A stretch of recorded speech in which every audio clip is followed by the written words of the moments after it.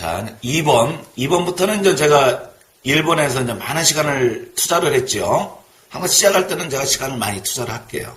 왜냐면, 에밍하우스의 망각의 곡선 알지요? 6일이 지나면 우리의 모든 기억은 25%밖에 남지 않는다. 그러니까 망각이라는 게 굉장히 좋은 겁니다. 사람이 잊어버리고 산다는 게 좋은 거예요.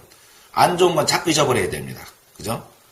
그래서 참, 사람을 만든 그분께서 대단한 일을 하셨다. 우리한테 기억을 하게끔 하면서도 기억을 잊게끔 했다는 거. 그걸 참 대단하다고 생각을 합니다. 자, 이 아이는 전체적으로 좌뇌가 50이고 우뇌가 50이죠. 그죠? 좌우뇌 성향이 어떤가.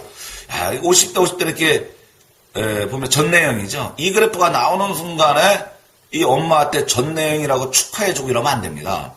중요한 건 뭐냐면 그래프 안에 있는 좌뇌 4개, 우뇌 4개, 전체 8개 영역에 이 네트워크가 굉장히 중요한 거예요. 그죠? 딱 2번 하니까 목소리가 트이기 시작을 하네요. 아이고, 이게 저녁에 직원들 퇴근하고 찍으려고 하니까 목이 이렇게 잠겨져 있어요. 이게 보면. 자, 그러면 이 아이의 전체적으로 보게 되면 50대 50 전내형이죠. 전내적인 아이는 어때요? 좌뇌가 가지고 있는 점과 우뇌가 가지고 있는 점을 잘 가지고 있는 겁니다. 그래서 이런 아이들은 좌우뇌 균형이 조화롭고 또 다방면에 지적인 잠재 능력이 있다. 또 인간관계를 잘 눈치도 있다.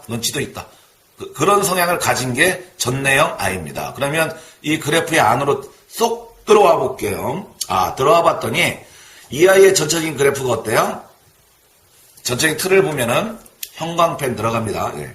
이렇게 돼 있죠. 이렇게 박스가 이렇게 구성이 돼 있죠. 하여간 이 폭이 이게 좁을수록 좋은 겁니다. 그래프는 하여간 나란히 있는 게 좋은 거예요. 나란히 있는 게. 어떤 그래프든지 간에 나란히 있는 게 좋다. 예? 그래서 이 그래프를 보게 되면 전체적으로 성격 먼저 볼게요. 성격을 보게 되면 이 아이는 추상과 언어, 그죠? 추상과 언어의 관계 괜찮지요, 그죠? 나란히 있으니까, 그죠? 그런데 시각과 지각의 관계 이렇게 아래로 떨어져 있죠. 여기는 나란히 있다는 것은 뭐냐면 나란히 있다는 것은 있다라고 보는 거 이렇게 있다, 그죠? 위에 올라간 거 똑같은 개념이에요. 나라는 것은 이 아이는 성격적으로 추상과 언어의 관계에서는 리더를 할 수 있는 힘이 있는데 뭐가 떨어져요? 지각이 떨어지죠. 0, 1, 이만치 이 아이가 카리스마가 떨어집니다.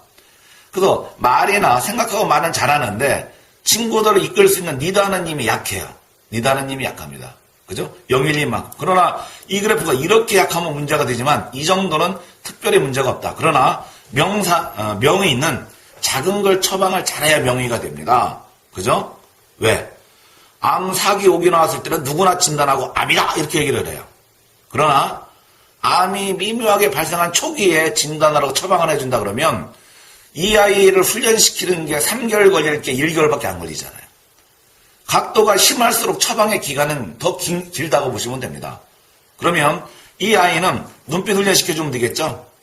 눈빛 훈련. 성격적으로 밸런스를 맞춰주면 좋잖아요. 이렇게.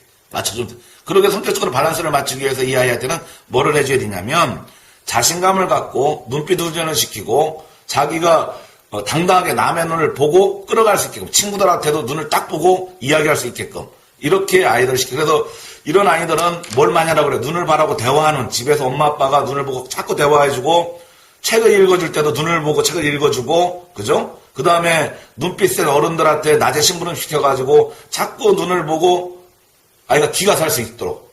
그래서 이 아이가 누구든지 당당하게 눈을 볼 수 있는 힘이 있다 그러면 어떻게 돼요? 친구들도 당당하게 보겠지. 얘, 너 이거 해. 나 이거 줘. 이렇게 얘기를 하겠죠.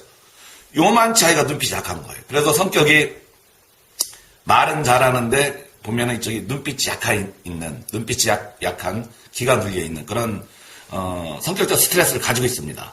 자, 그러면 성격은 되었고 그 다음에 이제 학습 영역을 볼게요. 학습 영역은 이렇게 잘 되어 있죠. 추상과 언어, 그죠? 나라네요. 얘 친구고 요 아이가 친구잖아요. 항상 친구라는 건 뭐냐면 이 집안하고 이 집안하고 틀린 집안이에요.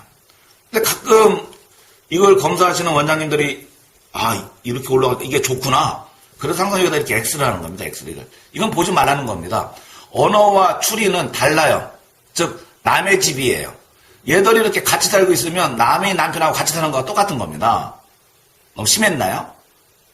그러니까 절대로 이렇게 같이 네트워크 전체를 보는 건 좋은데 부분 분석을 할 때는 추상권 학습 하나님, 학습의 친밀도 이렇게 보시면 됩니다. 즉 이 아이는 보게 되면 어때요? 학습의 친밀도가 안 좋지요. 그죠? 즉 복잡한 걸 기피하는 겁니다. 이게 좀 불균형을 이루고 있잖아요. 불균형. 그죠? 이렇게 불균형을 이루는 것보다 이렇게 불균형인 게 더 심각한 겁니다. 이렇게 불균형을 이루는 아이들은 복잡한 걸 그래도 하려는 그런 게 있어요. 그죠? 그러나 이것은 복잡한 걸 전혀 안 하려고 그러죠. 즉 어떤 어려운 과제를 주면 자꾸 도망가요. 아마 원에서도 보게 되면 어려운 과제나 뭘 같이 해봐라 그러면 힘들으면 안 하고 도망가고 이런 아이들이 있습니다. 그죠? 선생님 화장실 갔다 올게요. 뭐 이렇게 한다든지 자꾸 딴 쪽으로 이렇게 돌리는 아이들이 있어요. 이런 현상입니다. 그래서 자꾸 회피하고 기피하죠. 근데 이 직접적 요인을 두 개 중에 하나인데 찾아볼 수가 없어요. 이게 나란하기 때문에. 그러면 이 아이의 이런 요인들은 어디에 있느냐?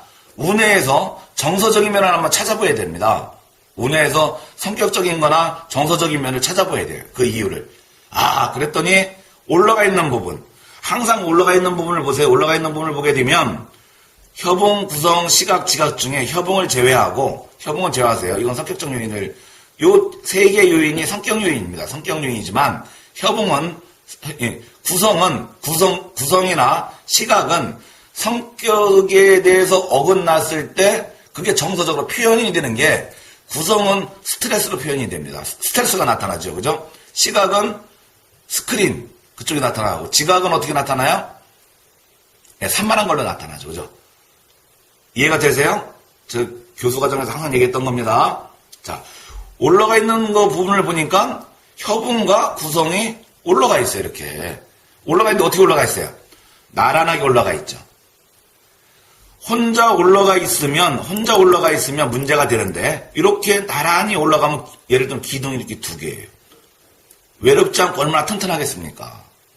만약에 세 개가 올라가 있다 그러면 얼마나 더 튼튼하겠어요?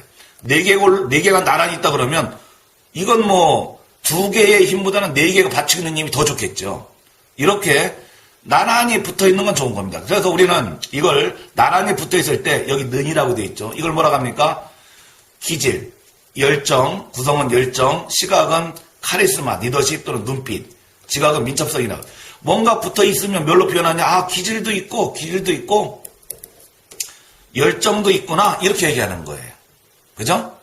그런데 혼자 올라가 있으면 스트레스가 보이는 거고 혼자 올라가 있으면 스크린을 한번 염두에 보여야 되는 거고 혼자 올라가 있으면 뭡니까? 산만한 걸 한번 보여야 된다는 거죠. 그러면 올라간 부분은 문제가 없어요. 그럼 어떤 부분?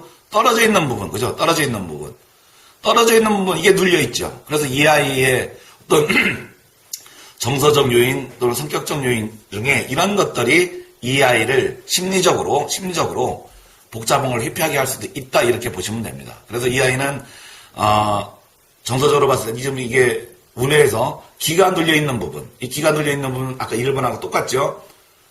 기가 눌리는 건 뭐예요? 눈빛이 약간 기가 눌리잖아요, 그죠? 그 기가 눌려 있는 부분 어떻게 됩니까?